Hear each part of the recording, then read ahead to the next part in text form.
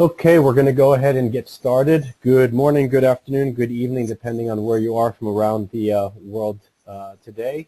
And thank you in advance for your attendance and hopefully for your participation.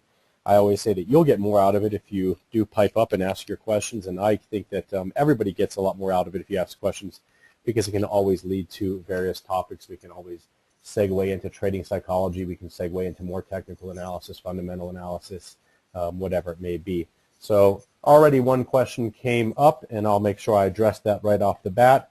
I'll read it off and then I'll address it. But first things first, my name is Brian. You have my email there, and you have a link to where I provide my daily commentary for IBFX at dailyforextradingedge.com. And that gets copied over to my personal website where I kind of host my consulting site where I help individuals trade and invest. So if you have questions about what I do and all the commentary that I put out there, you can find that at jupiterpeakfinancial.com. Let's take care of the disclaimers as we always do first. I'll just leave this up for a moment.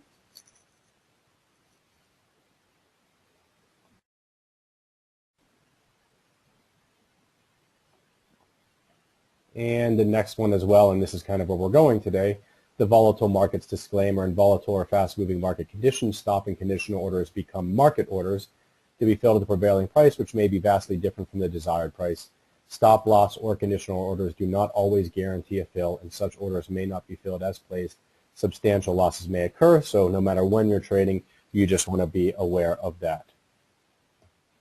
So the outline, we'll talk about fundamental analysis, we'll talk about technical analysis, those intermarket relationships, trying to provide trading edges, and then the holiday market tactics, and a little bit of trading psychology, and talking about your trading size, your trading frequency, and then just go into a quick review, make sure I answer all questions, and then give you those links and resources so you can take advantage of additional collaborator help, if you will.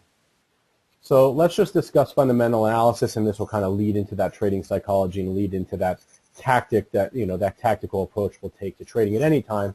But right now we're obviously focusing on the holiday time. But a lot of the information that we'll talk about will carry over into your trading at all times of the year. So current events, if you've been paying attention to my writing, I see a lot of familiar names here on the panel here. Some of you I've worked with, some of you I've seen before in various places, different presentations that I've given in the past. So last summer we dealt with Europe. Are we going to bail Europe out? Is Europe going to fail? Are we going to bail them out? Are we going to fail? And it was a fundamental trade, and it was very hard to make a trading decision and have some conviction because it was such a fundamental event. Well, now we kind of are in the same place with the United States dollar and the fiscal cliff. Are they going to get it done? Are they going to go into January, not get it done? What's going to happen? No one really knows what it means for the markets. And so we're dealing with that now. So again, it just happens to be in December, but it could happen any time now because the world markets, I call my PowerPoint presentations and my webinars, Trading in the New Economy. We are now in a new economy where central banks can step in at any time. They can affect the markets. You heard from the Federal Reserve in the United States just yesterday on Wednesday, that they're prepared to do more long-term asset buying and obviously keep rates accommodative. They're not worried about inflation. They're worried about growth. They're worried about the labor market, and they're going to go out of their way to be accommodative for years and years and years, and I think that that's kind of the tone. So even though we know what's going on, it's just a matter of every few months, depending on what the fundamental data is doing, it could affect the markets, and they could do more. So there's always the threat that they could do more. And so when you're trading equities or when you're trading interest rates, it's hard to get too bearish or too bullish and have too much conviction because you know that that central bank is the bigger trader than you and they can step in at any time. So that's the discussion of where current events are right now, and we have to make sure that we hold those in the very, very front of our trading approach and make sure that we don't forget that something can happen, an event can happen at any time. So that will affect how often we trade and how large we trade because there, as I just showed you that volatile disclaimer, you're not guaranteed to get in or out at any one price. You can have some what we call slippage, but you can just have market movement due to volatility, and that's a good thing because volatility is good for traders, so we'll take it. It might now change how big we trade, how frequently we trade.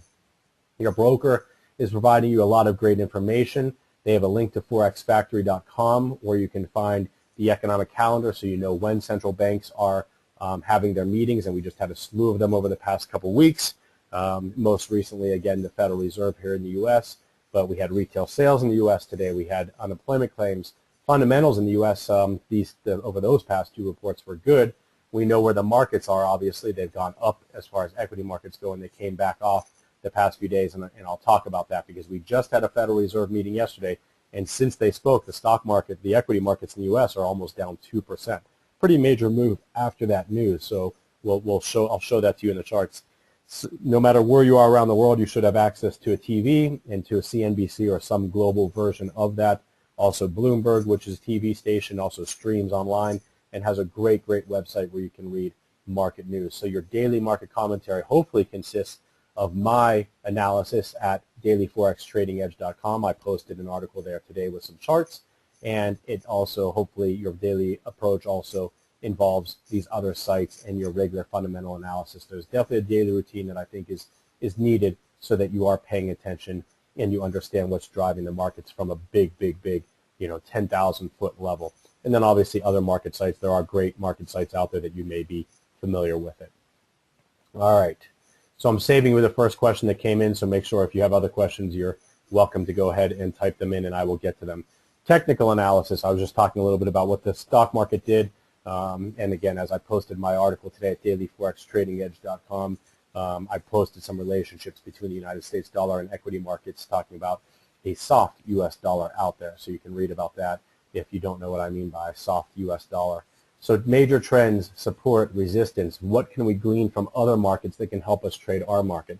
Some of you may be equity traders, option traders. Some of you may be trading Forex only, but it always helps to see what other markets are doing to help us with the market that we're trading. And the more that you're aware of it, hopefully the more trading edges might pop up. Sometimes there are no edges, and you just have to use your market as the leading indicator, if you will, and you have to trade that first. But it's always nice if we can find some of those relationships or quote-unquote trading edges. So before we go into the holiday trading tactics, let's go ahead and just look at what's going on with the markets, and then I'll come back in and do some trading psychology. All right, so we're going to switch, and we're going to start first with the equity markets. So I'm going to jump over here, and I want to show you what's going on. This is the S&P future that I had up just to see where things were right now, obviously after market and pre-market. But we can just go to the SPY and bring this up. So remember, percentage-wise, what are the markets doing? Well, since the middle of November, we went from 135, and I'll put my crosshairs on here so you can see, 135 all the way up to about 145. So 10 points, that's about 8%, and that happened in basically a month, almost exactly a month, 20 trading days, a very big move up. So we had the elections, we moved down about 10%, and then we moved back up 8%, almost to our highs. And I've been talking about, what's going to happen when the stock market approaches these old highs. So you have all of this resistance over here on the left, and you have a Fibonacci number here, you have a trend line coming down here. Let me back this out so you can see where that trend line comes from, where I drew that. And I've been talking about this a lot in my daily market commentary and leading up to this. And lo and behold, the Federal Reserve spoke yesterday, we reversed yesterday, and then obviously we went back down today. And again, some of it might have been buy the rumor, sell the fact type of stuff. Again, some of it might be related to fiscal cliff. I don't know, but overall, the markets are strong, and every time they seem to dip down, the equity markets go back up. So leading into the soft dollar, what I wrote about today is when the equity markets go up, there seems to be a relationship where the United States dollar goes down. All of a sudden, the stock market went down almost 2% in the past 2 days, and I can show you that the U.S. dollar didn't get much of a bid. It stayed pretty soft. So I'm going to switch applications here and jump right into the IBFX MetaTrader 4 platform. And if you look at a daily chart, we know the stock market went down of almost 2%, and look what the pound did. So again, if I put my crosshair on here, the pound really didn't do much. It's staying right on its highs. Same thing with the euro. If you look at it on a daily chart, okay, it didn't really go down. Stock market backed off pretty significantly over the past few days, and the euro is just sitting right on its highs, right around that 131 level.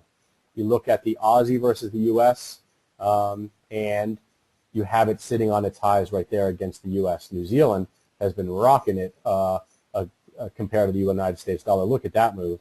82, 83, 84, huge move for the New Zealand dollar given our past trading range right there. Oil prices, kind of going sideways, a little bit soft. And what's the Canadian dollar that is closely tied to commodity prices? It's a commodity currency. You can see that the United States dollar has been slipping against the Canadian dollar as of late. And then finally, you have the U.S. Swissy. These are all on daily charts just so you can see the big picture. So a lot of people are looking at the stock market to have resistance. Maybe the euro has a lot of resistance right here at this 131 level. What's going to get it to break through? If they solve the fiscal cliff tomorrow and the equity markets take that as a positive and they pop up, based on this relationship, you might see the euro break out. If they don't solve it and the stock market starts to really decline another 3, 4, 5, 6%, previously when we did that, the euro did go down. So the euro went down back in October, November, when the stock market lost its 8 to 10, 11% as it went down over that same time frame. Same thing. So that's where you can start to see the relationship between the U.S. dollar and the equity markets. So just something to keep in mind. Again, it may not always work because look at, you have to know what currency you're looking at. I have some commodities down here, but if I bring up the U.S., I'm just going to bring up a new chart here, and I'm going to bring up the U.S. yen. Okay, look at what it's doing as of late, and I'm going to bring it up on a daily chart. So here you are. This is that classic move where you have a really, really big significant move up, a really tiny sideways correction, and if we draw our Fibonacci's, we don't really have to even draw it. We can tell it's probably just going to be a 38% retracement. So there's your 23% retracement, a little bit below it, and then so it made a huge move up, sideways consolidation, and then it blasted out to the upside.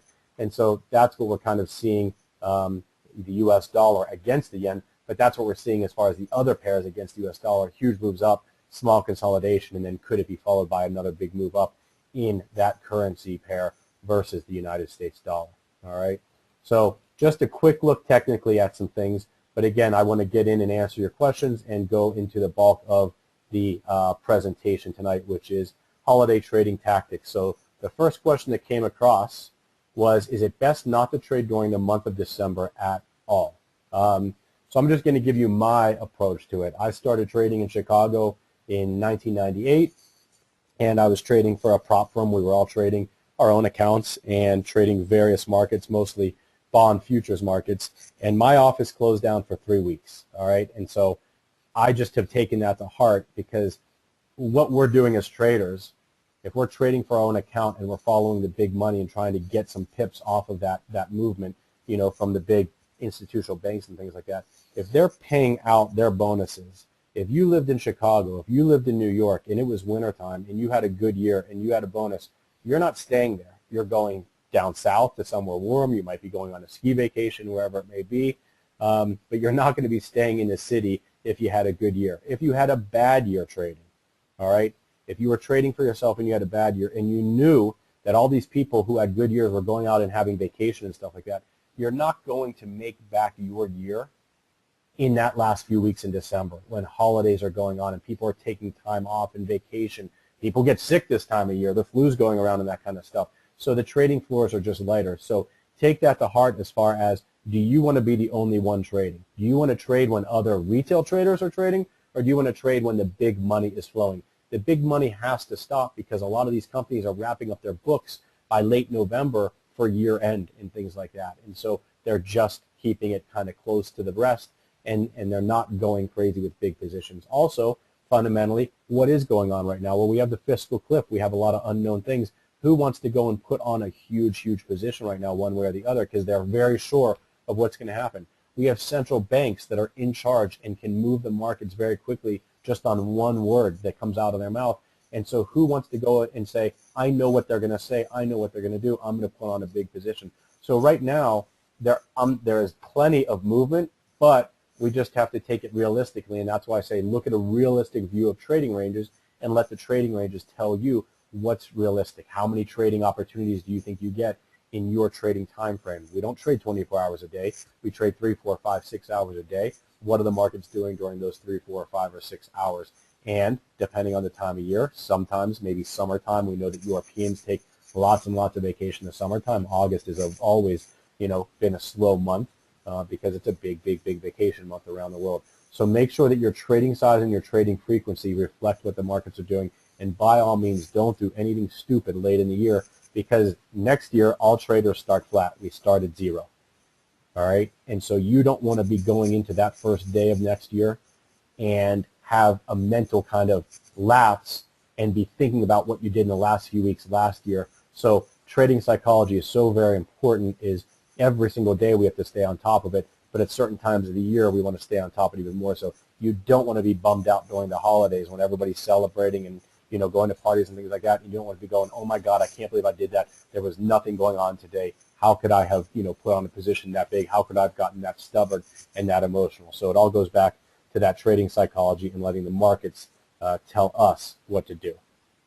All right, so that's my commentary on the person asking about, is it best not to trade at all in December? I think you let the markets dictate it, but I think you have to be very, very, very mentally sharp and make sure you're staying on top of it. All right, so we'll go back into the charts and I'll show you some trading range and things like that, because I think that there are some opportunities. There's no doubt about it, and there are some good relationships. And now that I showed you kind of the macro view, we can go into a little bit shorter time frame in some of the markets. So before we go into our review, let me go ahead and switch the program, and that's where you guys are welcome to type in questions or pairs that you want me to look at or anything like that. But as far as the markets go, again, I'll start with the equity markets, just so we can go back to the S&P. Again, huge percentage up, and what I'm thinking is there's got to be something very good to happen to get us through a pretty major area of resistance that was set back in September and October. We have a trend line, we have Fibonacci's, we have fundamental news, obviously, that we're dealing with. And so I don't think it's just going to blast through there without some news causing that. So it might have made sense for some people maybe to take some profits, or some bears to come in here and test and see if it's overvalued. Some bears maybe came in here, and if they didn't take their bearish trades off very quickly, they were kind of run over. And so that's the one thing I want you to remember is, for the most part, the bulls have been kind of having their way. I can show you the longer term chart in the stock market. So obviously, if you forgot, you can see how far we've come in percentage-wise. That's basically 100% going from 70 to 140. So we haven't dipped that much, and every time we dip, we come right back up near the top. So we're sitting on our 4-year bull run high. So don't forget that we could explode to the upside very easily, because that's what the trend has been. The trend has definitely been up. So if you're going against that trend, you can do it, but you better be very, very, very careful. So just keep that in mind, that the stock market is very close to its highs, but what's going to get it through there? And again, it could be an overnight event. So you could say, I'm bearish the equity market today, and the markets close, and then there's something happens in Washington, D.C., and a fiscal cliff deal, and it's looked at as very positive, and the markets open up tomorrow at 150.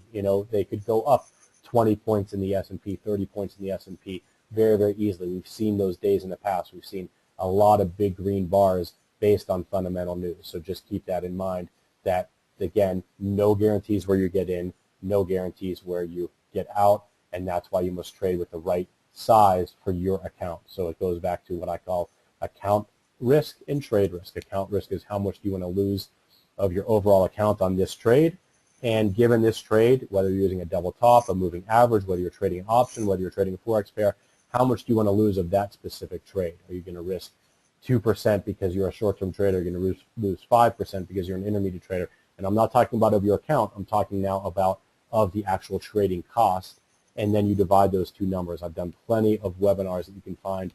I'll give you the link as far as how to create an account risk and trade risk equation, and it's very, very important. So we looked at the equity markets. We now know, if we look at the pound versus the US dollar, that we've been strong and we're sitting up here on those highs. Now we go down and bring it down into, maybe a lot of you are day traders. So this is a 30-minute chart, and so each one of these we're looking at is one trading day. The vertical lines are those period separators. So again, I don't think you trade 24 hours a day. You trade some part of it.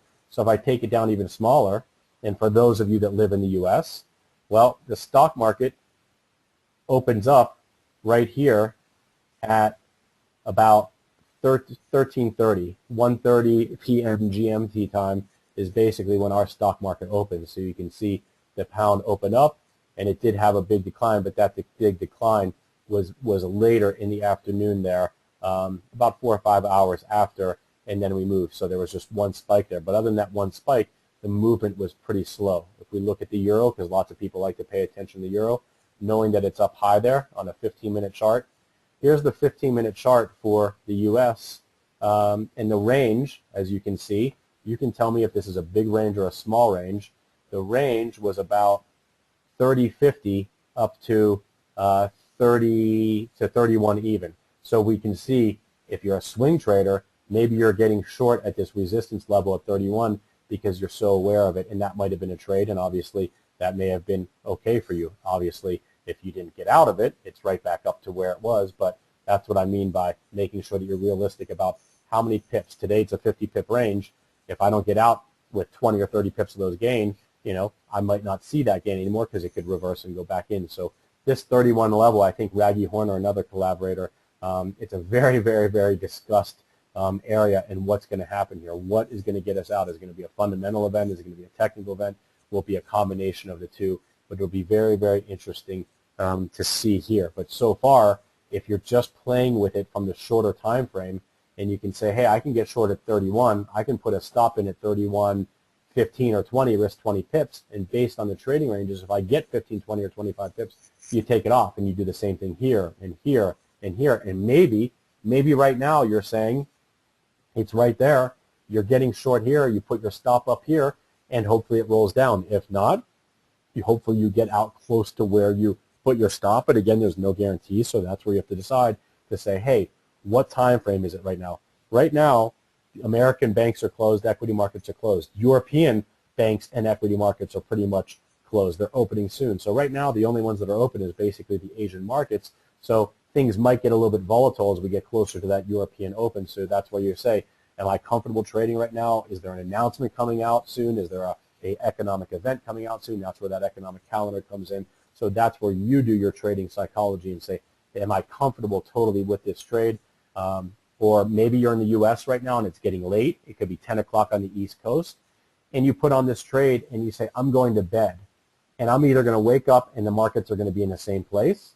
They're going to be lower or they're going to be higher. But I'm going to bed, and the risk of me going to bed and something happening around the world could happen. So how much do I want to risk as far as my account, put the risk, knowing that if I'm short here, it could explode to the upside. Or maybe I'm getting long up here and I put my stop down here and I'm hoping that it does explode to the upside because of some announcement that's coming out. Again, how much do you want to leave to chance when you're not monitoring the market? So a swing trader might do that. They might trade for 2, 3, 4, 5, 6 hours, and they might not be in front of the computers, or they might be sleeping at that time.